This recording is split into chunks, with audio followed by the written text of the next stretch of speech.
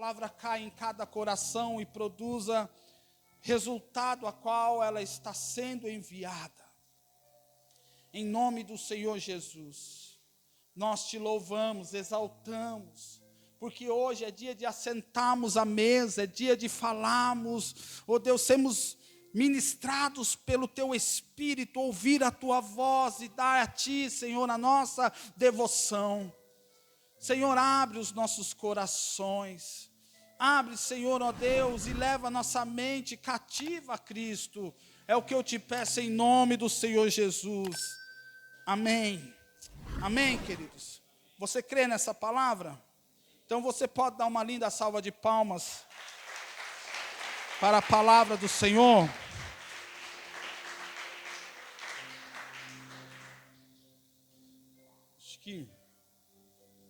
Vamos lá. Como eu disse, o tema hoje é o rei servo que concluiu a sua obra. Adentramos no capítulo 19 do Evangelho de João. Momento crucial no julgamento de Jesus, após ser condenado injustamente pelos líderes religiosos, movido por inveja. Tudo que aqueles líderes tinham era inveja, ódio. E Jesus é levado à presença de Pilatos. O governador romano se vê diante de uma encruzilhada agora. Seguir a sua consciência de defender um inocente, o inocente Jesus, ou sucumbir à pressão da multidão enfurecida que clamava pela sua morte. Jesus é condenado. Eu não sei você, mas toda vez que eu leio esse capítulo, medito nesta passagem, um tremor vem no meu coração. Pilatos se rendeu à voz da multidão. Existem pessoas que dizem que a voz do povo é a voz de Deus. Lembre-se que o povo pediu a crucificação do seu Senhor. A voz do povo não é a voz de Deus. Jesus é condenado a morrer crucificado. O inocente, o Cordeiro de Deus, agora é conduzido para o matadouro. É por isso que eu disse que nós entramos na parte mais difícil de tudo o que nós lemos. No capítulo 19 de João, a injustiça atinge o seu ponto máximo, o seu ponto culminante. Jesus, após ser condenado injustamente, sofre as mais cruéis torturas, um prenúncio da agonia que o espera na cruz.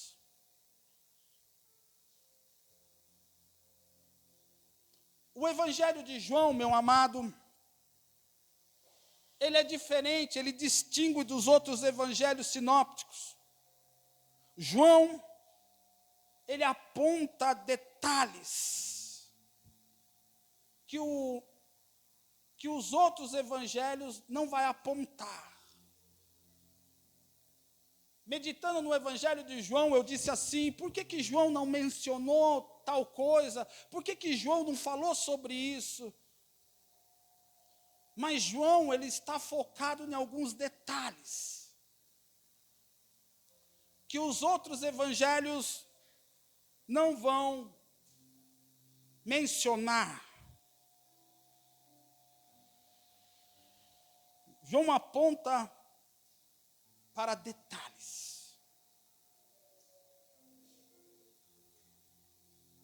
que nos trarão grandes revelações sobre Jesus. A crucificação de Jesus, querido, revela quem Jesus é. A crucificação de Jesus aponta para quem Jesus é. Se você ler o Evangelho, se você ler a crucificação de Jesus aos olhos humanos, você vai ver um homem sofrendo. Você vai ver um homem sendo massacrado. Você vai ver um homem que foi humilhado, torturado. Mas lembre-se que nós falamos muito sobre isso. Tudo estava sob o controle de Deus.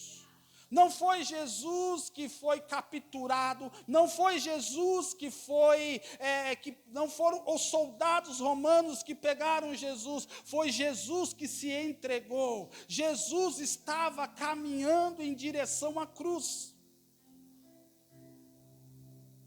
A cruz vai falar sobre Cristo, a cruz vai pregar quem Ele é, a cruz vai nos mostrar quem estava ali, não era qualquer homem.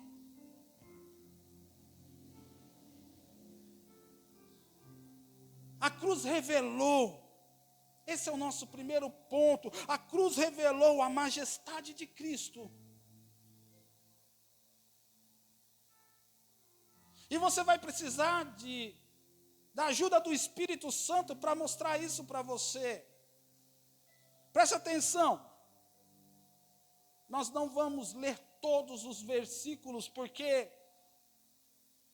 hoje é dia de Santa Ceia, nós precisamos ganhar tempo. Mas, o versículo de João, do capítulo 16 ao 20, marque aí na sua Bíblia, nos revela um momento crucial da crucificação de Jesus. Ele foi levado para Gólgota, fora dos muros de Jerusalém, e ali ele foi crucificado entre dois malfeitores. E guarde isso, você precisa guardar essa informação, porque eu estava meditando sobre isso, e algumas coisas eu comecei a questionar, por que Jesus foi crucificado no meio de dois ladrões? Não foi à toa. Tudo que está acontecendo dentro desse texto, tudo que aconteceu, todo, cada detalhe, já estava no projeto de Deus. Lembre-se que Pilatos não acha culpa em Jesus, porém entre os três, Jesus está sendo julgado como o pior. Jesus está sendo julgado como o pior deles.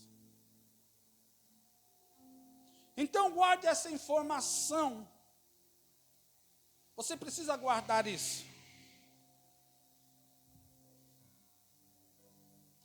No entanto, por 4 versículos, a narrativa desacelera, focando em detalhes. Aparentemente, esses detalhes parecem tão simples, mas profundamente significativo. A inscrição que Pilatos mandou fixar na cruz, aonde se lia Jesus de Nazaré, Rei dos Judeus. Jesus de Nazaré, Rei dos Judeus. Esta escrita não foi uma escrita à toa. Tudo tem um porquê. Tudo que está acontecendo aqui fala, cada vírgula fala, a Bíblia fala nas vírgulas, a Bíblia fala dos pontos. Eu lembro que um apóstolo, ele orou por mim e disse assim para mim: Deus vai revelar para você a vírgula, olhe para elas. Então não é à toa que esse essa informação está aqui. Não.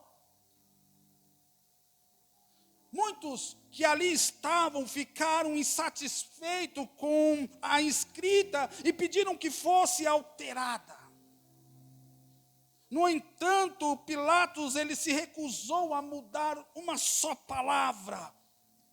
E a placa permaneceu com a sua mensagem inalterada. Mas por que focar nisso? Por que nós precisamos olhar para esse detalhe? O que isso nos revela?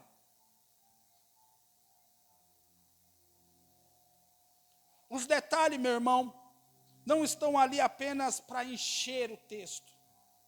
Não estão ali apenas para produzir algo. Mas é muito mais profundo do que você imagina. Jesus foi crucificado no centro. Diga comigo, no centro. O que para os romanos estar no centro era um lugar de destaque. Vou repetir. Para os romanos, estar no centro era um lugar de destaque.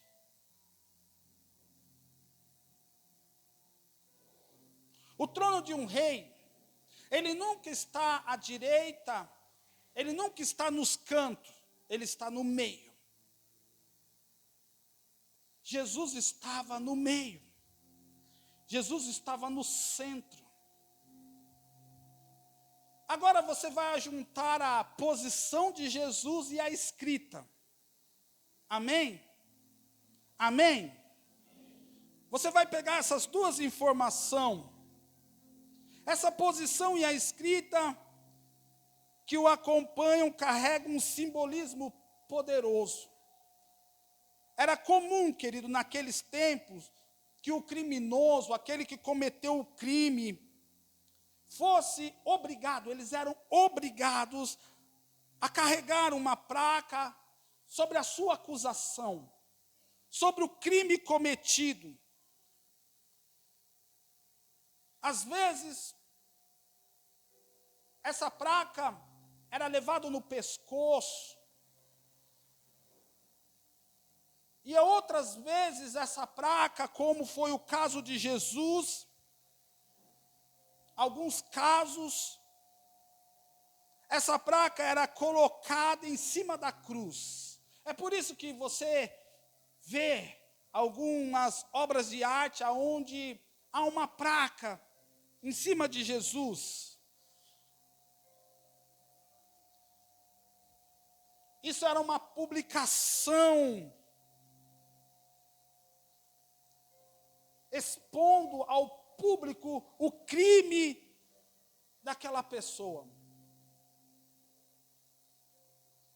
Não havia crime sobre Jesus. Mas, nesse caso específico, a intenção não era apenas informar, não era apenas acusar, mas era uma zombaria. Pilatos estava zombando. Pilatos escreveu essa inscrição em 3 idiomas, em 3 línguas: latim, aramaico e grego. Assim, todos aqueles que passassem por aquele lugar, todo estrangeiro, poderiam ler a acusação, poderiam ler o que estava escrito sobre a cabeça de Jesus. É incrível isso. Mas Pilatos pregou. Aquilo que era para ser uma zombaria, era a pura verdade. Pilatos, mesmo sem querer, ele proclamou uma verdade maior do que ele poderia imaginar. O que ele escreveu como forma de insulto se tornou uma proclamação da realeza de Jesus para o mundo. Jesus é rei. Jesus é rei. Ao publicar em várias línguas que Jesus era rei dos judeus, Pilatos, de fato, tornou público a identidade de Jesus, a identidade do verdadeiro rei, não apenas dos judeus, mas de toda a humanidade. Pilatos estava falando a pura verdade. A pura verdade. A cruz que deveria simbolizar vergonha, humilhação, ela se tornou-se o trono de Deus. Ela se tornou o trono do Rei do universo. É por isso que Jesus estava no meio, porque ele era rei. Não escutei nenhum glória, mas acredito eu que até o final você vai dar um glória, meu irmão. Porque nós estamos falando de um rei, e não é o rei, ele é rei dos reis.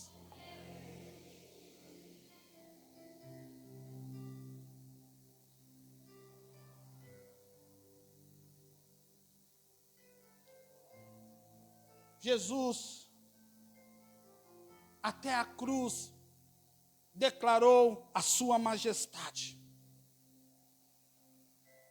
O ato brutal da crucificação se transformou diante dos nossos olhos uma coroação divina.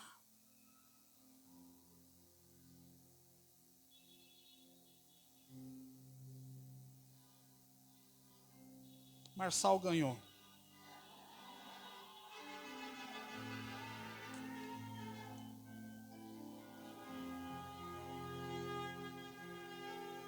Estou fazendo um silêncio para esperar um pouco. Não é um suspense, amém? Você consegue me escutar?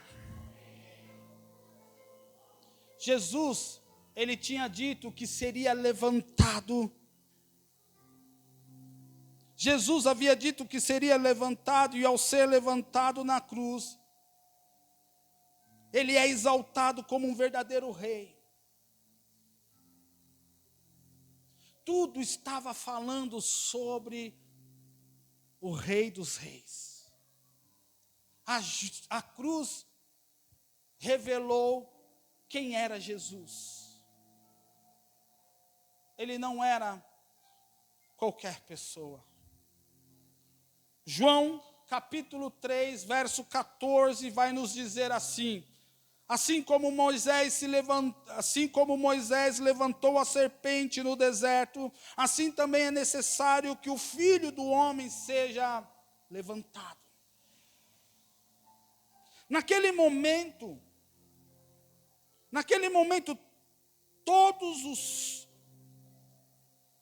todos em suas próprias línguas puderam ver e reconhecer que Jesus realmente era rei. A acusação que estava sobre a cabeça dele era que ele era rei dos judeus.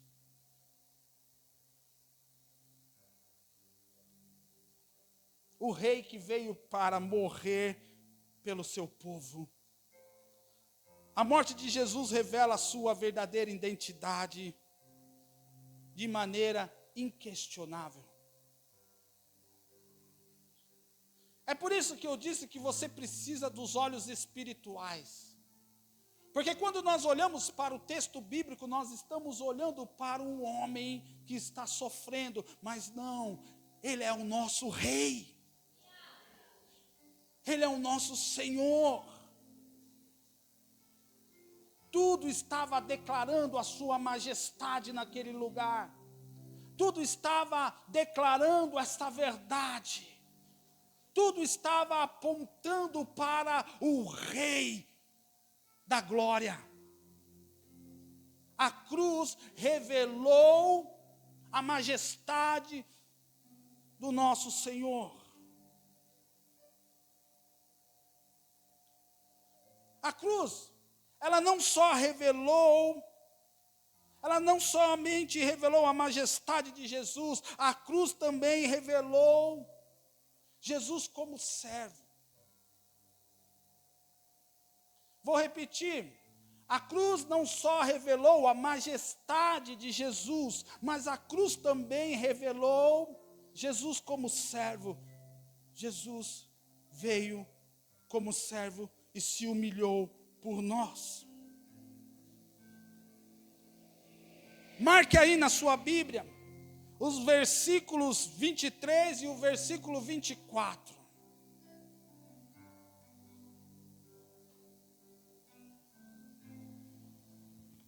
No versículo 23 e versículo 24 de João 19, há um outro detalhe que interrompe momentaneamente a narrativa.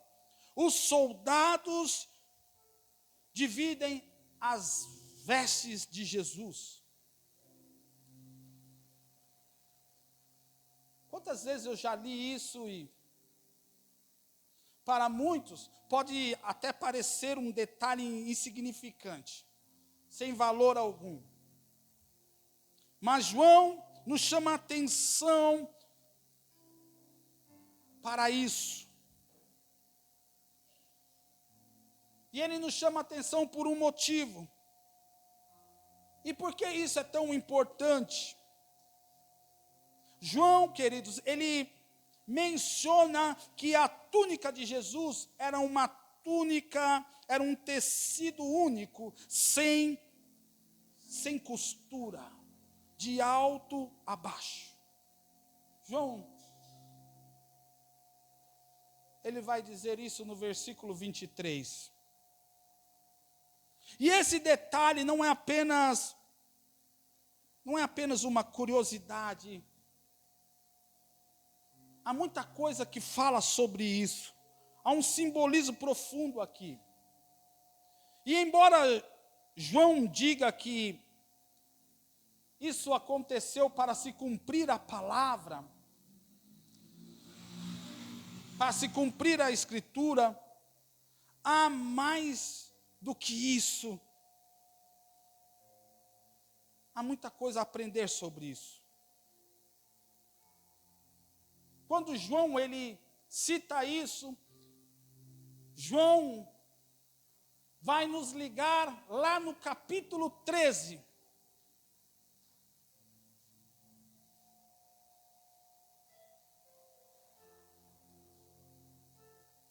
João vai nos levar para o capítulo 13 do Evangelho de João.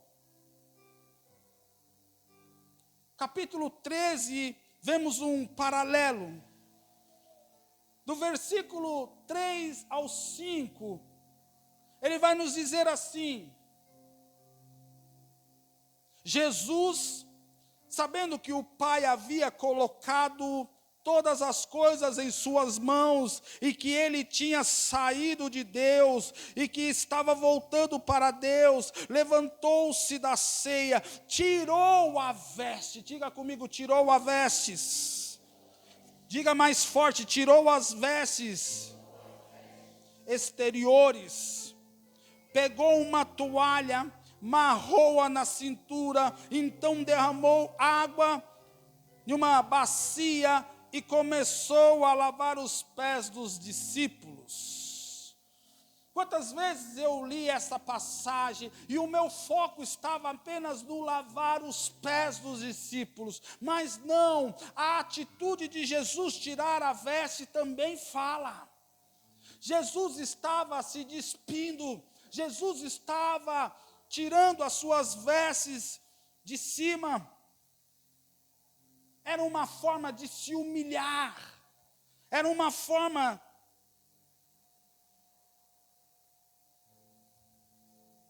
de se colocar abaixo.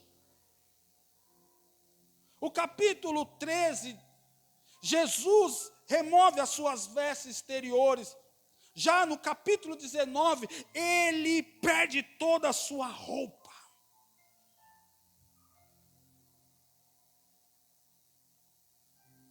E entramos aqui em algo interessante para a nossa meditação.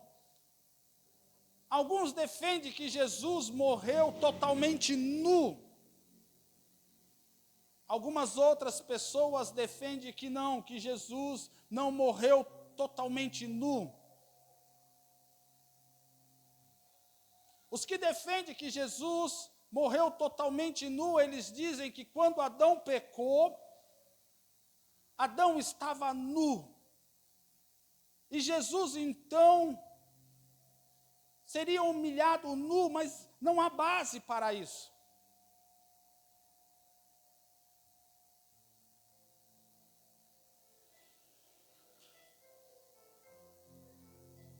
Mas ele perdeu as suas vestes. Em ambos casos, querido, a mesma humilhação está presente. Mas no capítulo 19, ela atinge um ápice muito maior da humilhação. Nesse momento, Jesus chega no ápice da humilhação. Você consegue imaginar isso? Arrancaram as vestes de Jesus. Jesus estava nu.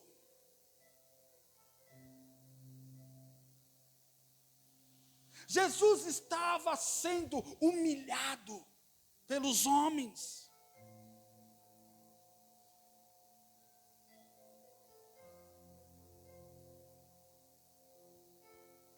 Há um texto de Efrem,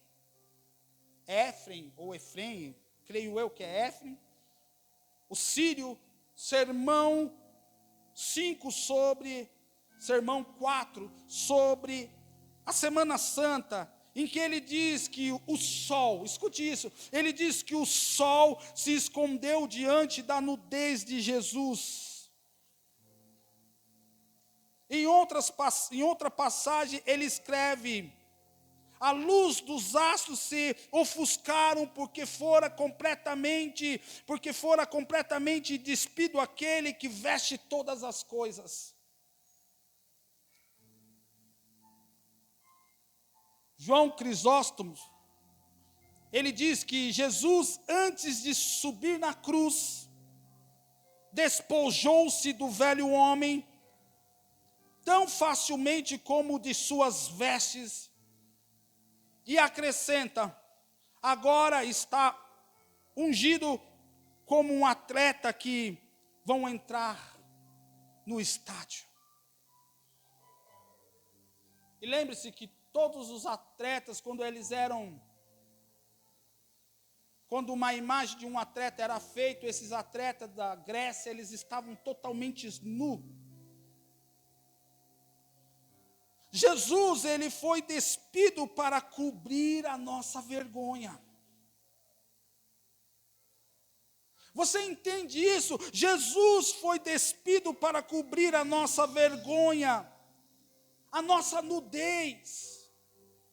É por isso que a Bíblia diz que ele se fez maldito para nós, para que nós sejamos benditos. Toda a vergonha que Jesus está passando na cruz do Calvário, ele está nos libertando, ele está nos cobrindo, ele fez-se maldito para que nós fôssemos benditos. A palavra do Senhor diz: maldito todo aquele que for pendurado em um madeiro. Jesus estava nu, mas aqui estava nos encobrindo com seu manto de justiça. Ele foi crucificado. Ele crucificou a nossa nudez. Vou repetir, ele crucificou a nossa nudez.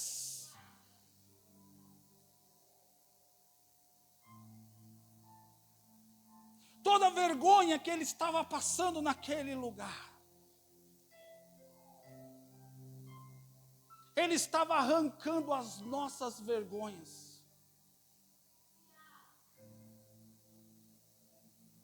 Jesus estava nu, mas hoje nós estamos vestidos com a sua justiça. Jesus estava nu, mas hoje somos vestidos pela tua graça. Hoje somos vestidos e nós não precisamos mais nos envergonhar. Aleluia, glória ao teu nome, Senhor Jesus. Glória a Deus eterno. Ele abriu mão totalmente da sua glória para servir os homens. Ele abriu a mão da sua majestade para servir a humanidade.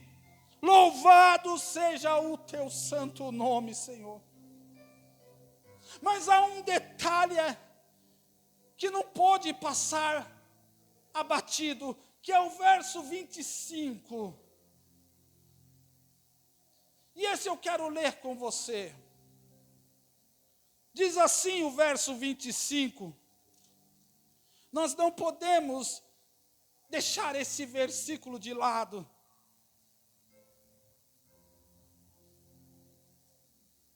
Diz assim a palavra do nosso Senhor: e junto à cruz de Jesus estavam em pé sua mãe e a irmã de sua mãe, Maria, mulher de Cleófas, e Maria Madalena.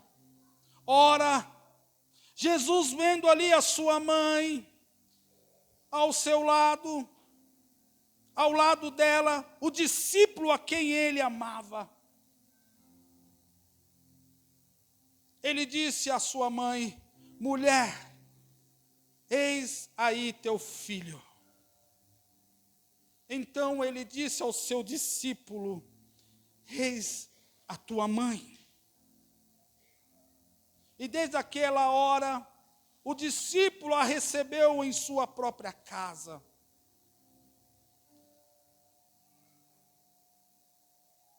Esse versículo nos dá uma janela para o coração de Jesus, na maneira como ele confia a sua mãe, a João. Preste atenção, Jesus está sendo crucificado. Jesus está sentindo a pior dor. Jesus está nu, Jesus está humilhado, Jesus está ferido. Jesus foi chicoteado. Estudiosos vão dizer que a carne, os ossos de Jesus está para fora. Jesus está banhado de sangue. Jesus está com os pregos nas mãos e nos pés. Mas ainda assim, mesmo morrendo, Jesus está focado não em si, mas nos outros. Jesus, ele está sentindo a pior dor, a ira de Deus está sobre ele, e ainda Jesus olha para a terra, e ele tem o cuidado de olhar para Maria e pensar nela. Ele deixa a sua dor de lado, ele deixa o sofrimento de lado para focar na dor da sua mãe. Nesse momento, querido, eu apanhei tanto, porque eu disse: Senhor, por quantas vezes eu olhei para a minha dor e eu esqueci a dor daqueles que estão ao meu lado. O cristianismo às vezes é isso, querido, é olhar para o próximo e deixar um pouco a nossa alma de lado. É olhar para a dor do outro e deixar o nosso ego de lado. Jesus é o servo, o perfeito servo. Nós precisamos pedir perdão a Deus por ser tão egocêntrico, por pensar tanto em nós.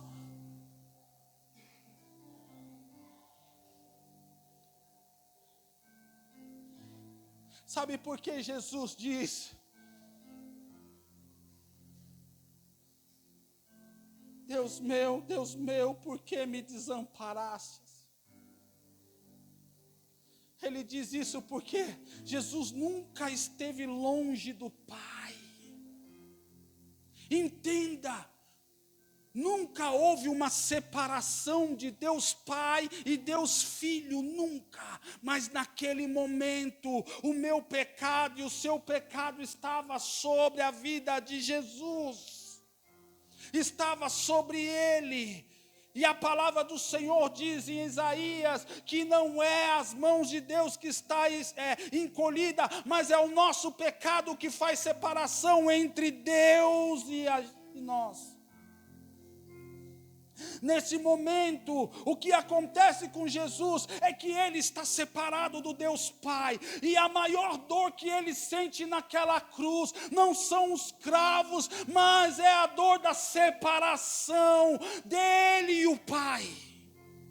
Ele sentiu o que essa humanidade sente, ele sentiu o que essa humanidade sente, a dor de estar longe de Deus Pai.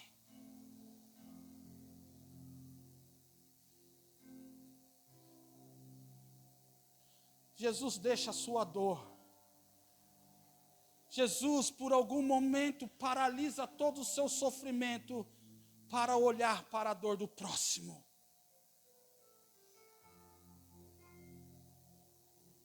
E eu digo para você, meu amado, que essa dor nenhum de nós seríamos capazes de suportar. Ninguém aqui é capaz de suportar a dor de Jesus, porque a dor de Jesus não era apenas uma dor física, mas era uma dor espiritual.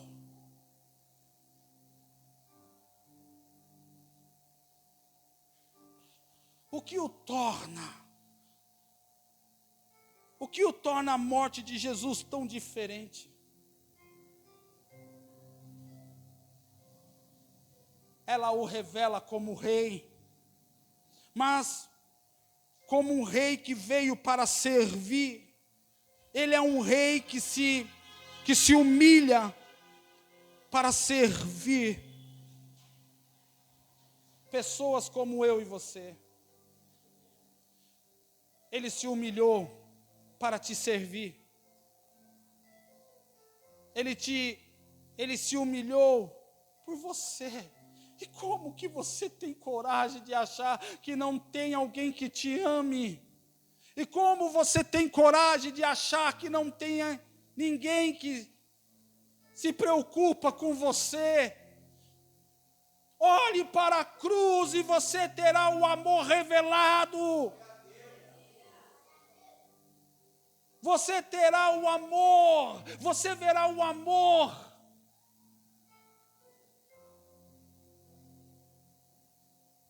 A cruz revela que o nosso rei servo,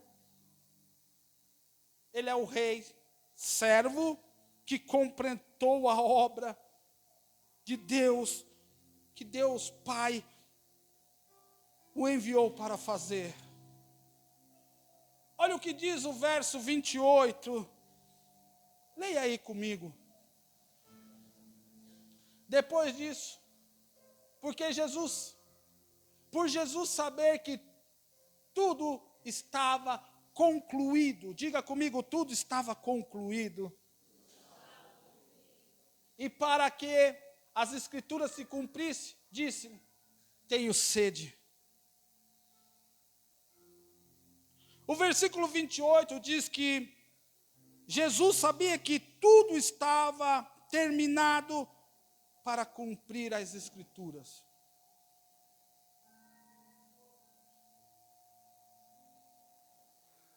É incrível, mas Jesus estava no controle aqui.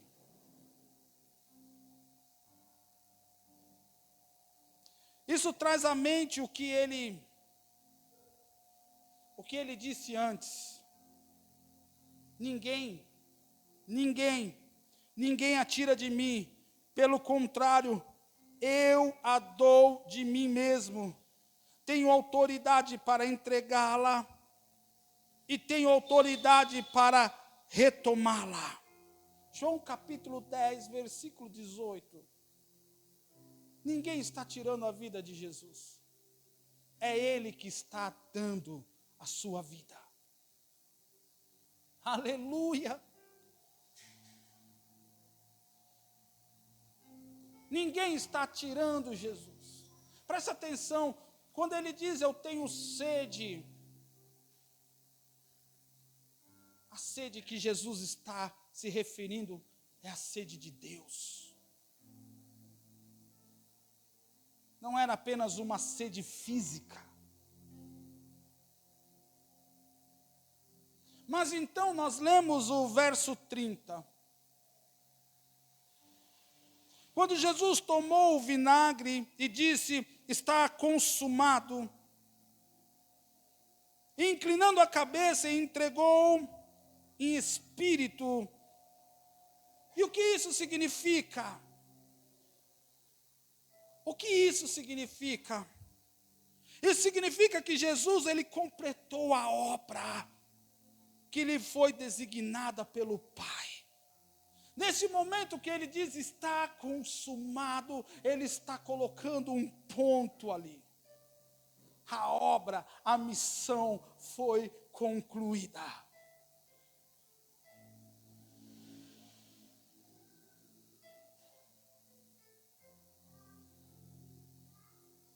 A cruz, ela completou tudo o que o Pai lhe deu para fazer.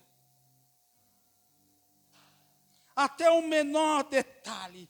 Por isso que eu digo, irmãos, olhe para os detalhes, porque tudo que está ali não aconteceu à toa, não foi a obra do acaso, não está escrito por estar escrito. Deus, Jesus, o Filho de Deus, o Deus Filho, completou a obra de Deus, 100%. Diga comigo 100%. Não foi 99,9%, foi 100%. Isso tem muito significado para nós. O seu grito de realização foi o grito pela qual a criação estava esperando desde Adão. Vou repetir.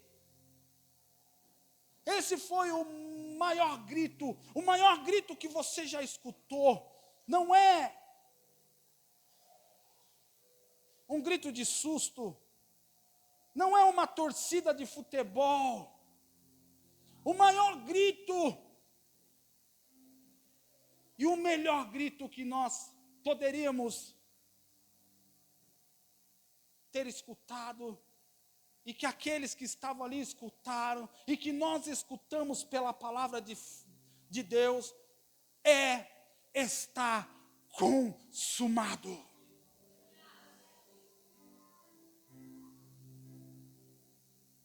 Esse é o maior grito.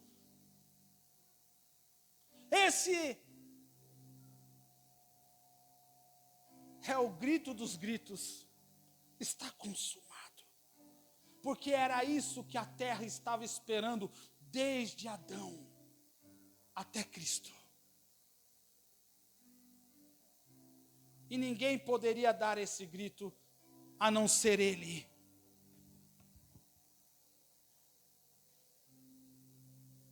Agora, nós não precisamos temer a punição por sermos homens pecadores.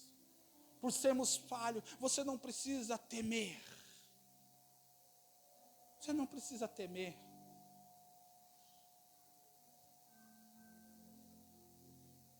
E nem nos preocupar que a lei de Deus nos condenará no final. Nós podemos descansar no que Ele completou. Sabendo que tudo o que foi preciso ser feito para que nós fôssemos salvos, foi feito, concluído a 100%, está consumado. Não, está consumado, meu irmão. Ainda está fraco, o seu glória devia vir do fundo da sua alma, porque está consumado. Aleluia! Quem poderia fazer essa obra de forma perfeita? Ninguém, pastor. Quem poderia fazer essa obra 100% ou a 200%, eu não sei, somente Ele. Você não seria capaz, nem eu seria capaz, ninguém seria capaz. A obra de Jesus foi concluída na cruz. Quando olhamos para nossas próprias ações, percebemos que não somos apenas incompletos, imperfeitos, mas também somos dignos de condenação. Você sabia que você é digno de condenação? Você sabia que você é digno de condenação? Você é digno de condenação. Se não fosse a morte de Jesus na cruz, a única coisa que eu e você merecíamos era a condenação. Mais uma vez eu digo, Jesus entrou na frente da ira de Deus. A ira de Deus precisava ser derramada e Jesus recebeu a ira de Deus. Os romanos, eles mataram dezenas de milhares de pessoas crucificadas. Jesus não foi o único a morrer crucificado. Segundo historiadores, dizem que até animais eram crucificados. Jesus não foi o único, mas apenas um desses milhares foi o rei.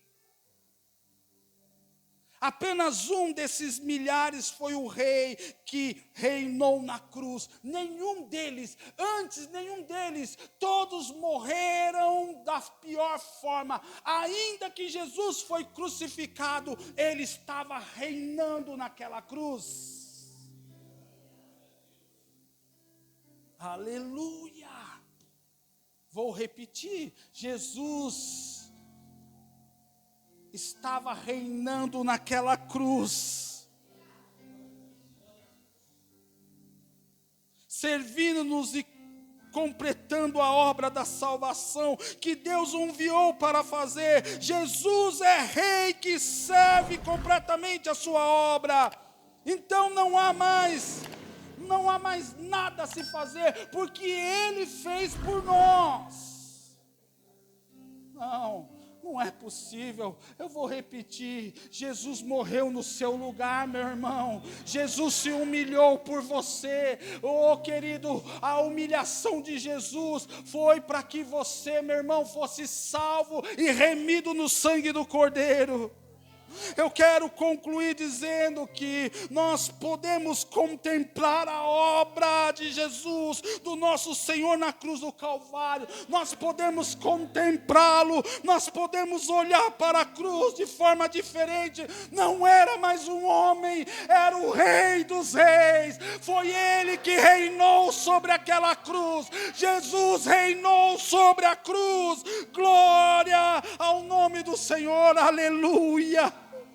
Que rei, que servo, que salvador. Querido, adore o nome dele, receba ele, confia nele, aleluia.